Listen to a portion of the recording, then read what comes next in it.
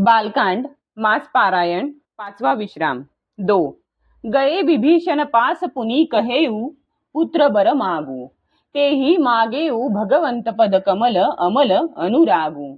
नंतर ब्रह्मदेव विभीषणापाशी गेले आणि म्हणाले, पुत्रा वर माग. त्याने भगवंतांच्या चरण कमलांच्या ठाई निर्मळ प्रेम मागितले. तीनही देई बर ब्रह्मसिधाये हरिषित ते अपने गृह आये मयतनुजा मंदोदरी नामा परम सुंदरी नारी ललामा। त्यांना वर देऊन ब्रह्मदेव गेले आणि ते तीन भाऊ आनंदाने आपल्या घरी परतले. मय या दानवाची परम सुंदर आणि स्त्रीरत्न अशी मंदोदरी नावाची एक कन्या होती.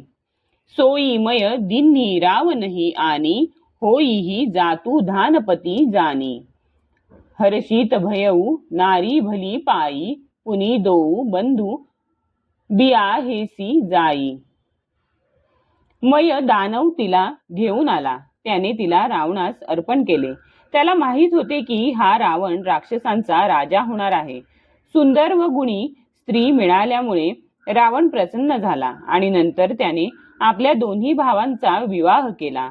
गिरी त्रिकुट एक सिंधू मझारी विधी निर्मित दुर्गम अति भारी सोई मय दानव बहुरी सवारा कनक रचित मणिभवन अपारा। समुद्रामध्ये त्रिकुट पर्वतावर ब्रह्मदेवाने तयार केलेला एक प्रशस्त किल्ला होता. महान मायावी व निपुण कलाकार असलेला. मय दानवाने तो पुन्हा सजविला. त्यामध्ये रत्न जडविलेले सोन्याचे असंख्य महाल होते. भोगावती जशी अहिकुल बासा अमरावती जशी सक्र निवासा तिन्ह ते अधिक रम्य अतिबंका जगविख्यात नाम तेही लंका। नागकुलाला राहण्यासाठी पाताल लोकात जशी भोगावती पुरी आहे आणि इंद्राला राहण्यासाठी स्वर्ग लोकात अमरावती आहे, त्यांपेक्षा अधिक सुंदर आणि अभेद्य असा तो दुर्ग होता. जगात त्याचे नाव लंका म्हणून प्रसिद्ध झाले. खाई सिंधू गभीरती चारेऊ दिसी फिरी आव कनककोट मणिखचित दृढ बरणी न जाई बनाव। 178 क. त्याच्या चारी बाजूंना समुद्रातील अत्यंत खोल खंदक होते. त्या दुर्गाची रत्नांची जडविलेली तटबंदी होती. तिच्या कलाकुसरीचे तर वर्णनही करता येणार नाही. 178 क. हरी प्रेरित जेही कल्प जोई जातू धानपती होई सूर प्रतापी अतुल बल दल समेत बस सोई। 178 ख. भगवंतांच्या प्रेरणेने ज्या कल्पामध्ये जो राक्षसांचा राजा असतो तो शूर प्रतापी अतुल्य बलवान होऊन आपल्या सेनेसह त्या पुरीत राहतो. 178 ख. रहे तहा निसीचर भट भारे ते सब सुरन्न समर संघारे अबतः रहही सक्र के प्रेरे रक्षक कोटी जच्छपती केरे। प्रथम ते मोठमोठे राक्षस योद्धे राहत होते. देवांनी त्या सर्वांना युद्धात मारून टाकले. आता इंद्राच्या प्रेरणेने कुबेराचे एक कोटी रक्षक यक्ष तेथे राहू लागले.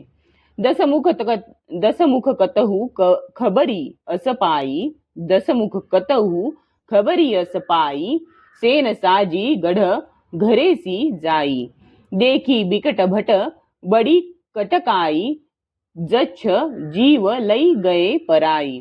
रावणाला जेव्हा ते समजले तेव्हा त्याने सेना सज्ज करून किल्ल्याला वेढा घातला. रावणाचे भयानक योद्धे आणि त्यांची प्रचंड सेना पाहून यक्ष प्राण घेऊन पळाले. फिरी सब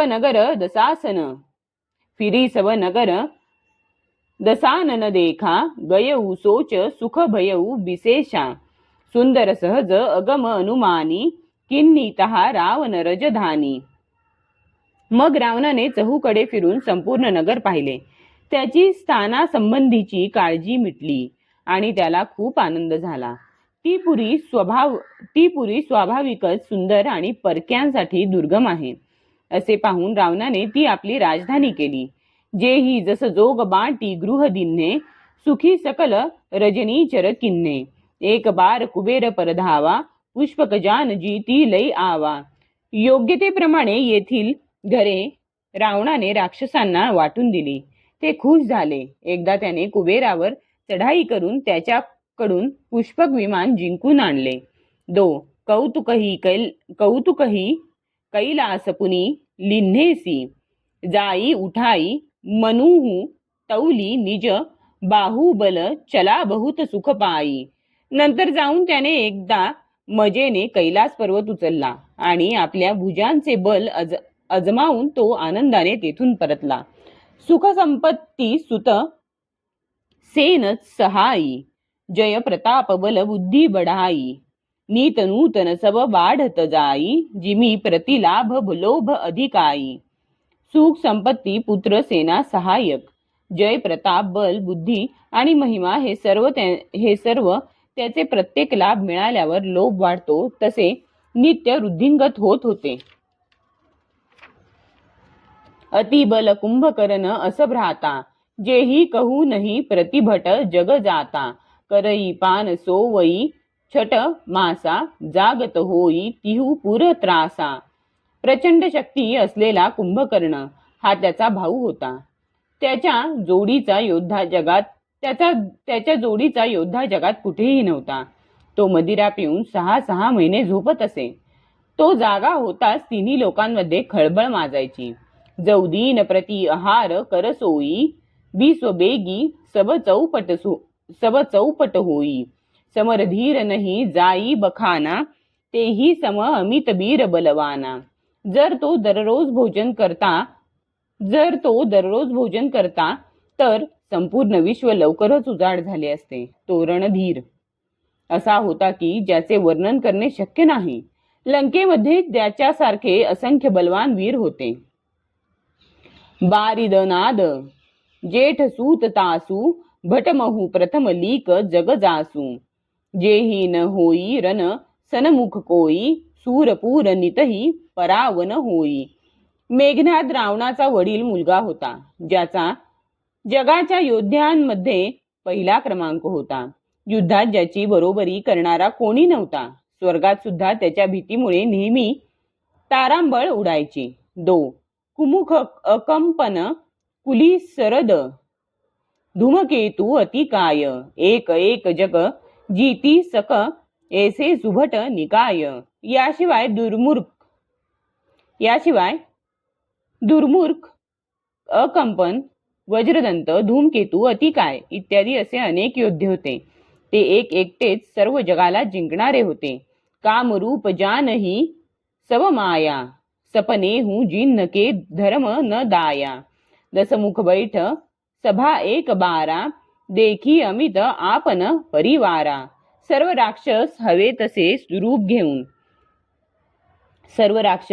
तसे रूप घेऊ शकत होते आणि आसुरी माया जाणत होते. दया धर्म हे कधी त्यांच्या स्वप्नातच येत नसत. एकदा सभेत बसलेल्या रावणाने आपला असंख्य परिवार पाहिला. सूत समूह जन परिजन ज्ञाती, गणे को पार निसाचर जाती. सेन बिलोकी सहज अभिमानी, बोला बचन क्रोध मदसानी. पुत्र पौत्र कुटुंबीय आणि सेवक अगणित होते. त्या संपूर्ण राक्षस जातीला मोजणार कोण? आपली सेना पाहून स्वभावातच घमेंडखोर रावण रागाने व गर्वाने म्हणाला, सुनहू सकल रजनीचर जूथा, हमरे बैरी विबुध बरूथा. ते सनमुख नहीं करही लराई, देखी सबल रिपुजाही पराई. हे सर्व राक्षसगण हो, ऐका, देव हे आपले शत्रू आहेत.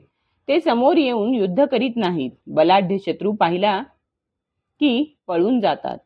ते न कर मरण एक विधी होई, कहू बुझाई सुनहू अब सोई. द्विज भोजन मख होम सराधा, सब कई जाई करहू तुम बाधा.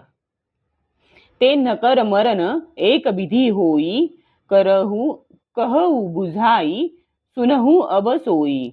द्विज भोजन मख होम सराधा, सब कई जाई करहू तुम बाधा. त्यांना एकाच उपायाने मारता येते, तो मी तुम्हाला सांगतो ऐका.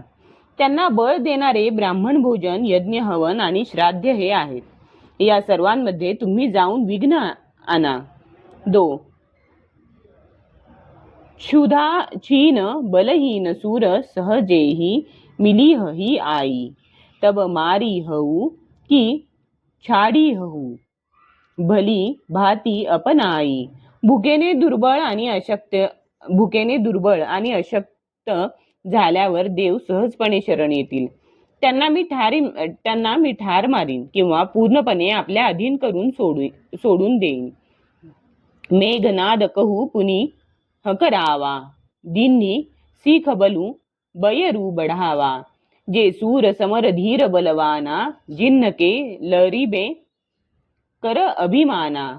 मग त्याने मेघनादाला बोलावले, सांगून समजावून त्याचे सामर्थ्य वाढेल व देवांविषयी शत्रुभाव वाढेल असे प्रोत्साहन दिले. मग तो म्हणाला, हे पुत्रा, जे देव युद्धवीर आहेत, बलवान आहेत आणि ज्यांना लढण्याची खुमखुमी आहे, तिन्नही जी तीरन आने सुबाधी उठी सूत पितू अनुशासन काधी. एही विधी सबही अज्ञा दिन्नी आपुनू चलेऊ गदा करलिन्नी. त्यांना युद्धात जिंकून पकडून आण. मुलाने उठून पित्याची आज्ञा शिरोधार्य मानली. त्याने सर्वांना आज्ञा दिली आणि तो स्वतः हातात गदा घेऊन निघाला. चलत दसानन डोलती अवनी गर्जत गर्भ स्त्रवही सूर रवनी. रावण आवत सुनेऊ सकोहा देवन तके मेरुगिरी खोहा. चलत दसानन डोलती अवनी गर्जत गर्भ स्त्रवही सुर रवनी. रावण आवत सुनेऊ सकोहा देवन तके मेरुगिरी खोहा. रावण चालू लागला तेव्हा त्याच्या चालण्याने पृथ्वी डळमळू लागली आणि गर्जनेमुळे देवांगनांचे गर्भपात होऊ लागले. रावण रागारागाने येत असल्याचे पाहून देवगण सुमेरू पर्वतातील गुहांमधून आसरा शोधू लागले. दिगपालन के लोक सुहाये सुने सकल दसानन पाये. पुनी पुनी सिंहनाद करी भारी देई देवतन्न गारी पचारी. दिग्पालांचे जे लोक होते ते रावणाला ओसाड पडलेले दिसले. तो वारंवार प्रचंड सिंहगर्जना करून देवांना ललकारून शिव्या देत होता. रणमदमत्त फिरई जगधावा प्रतिभट खोजत कतहू न पावा. रबी ससी पवन बरुण धनधारी अगिनी काल जम सब अधिकारी. मदाने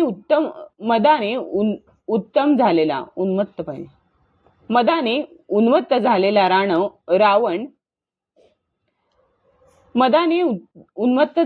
रावण रणामध्ये आपल्या जोडीचा योद्धा शोधत जगभर फिरला, परंतु त्याला आपल्या तोडीचा योद्धा कुठेही मिळाला नाही.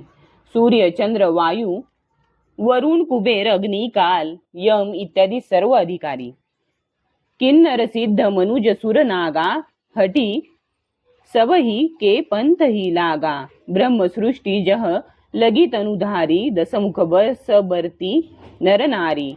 किन्नर, सिद्ध, मनुष्य, देव आणि नाग या सर्वांच्या मागे तो हट्टाने लागला. कुणालाही त्याने शांतपणे बसू दिले नाही.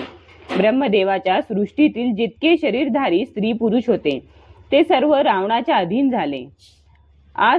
आयसू करही सकल भयभीता नावही आई नितचरण बिनीता. भयामुळे सर्वजण त्याची आज्ञा पाळत होते आणि नित्य येऊन त्याच्या पायांवर मस्तक ठेवित होते. 2. भुजबल विश्व बस्य करी राखेसी कोऊ न सुतंत्र. मंडली मनी रावण राज करई निज मंत्र. 182 क.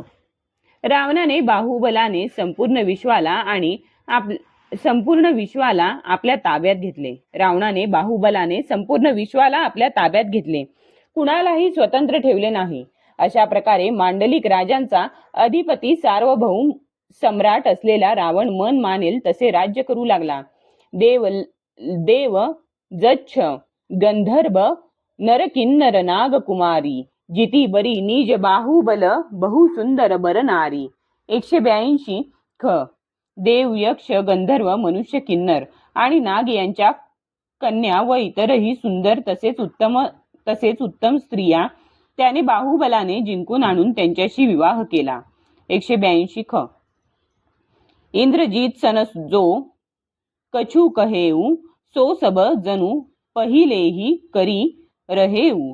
प्रथमही जिन न कहू आय सुदिन्हा तीन न कर चरित सुनहू जो किन्हा.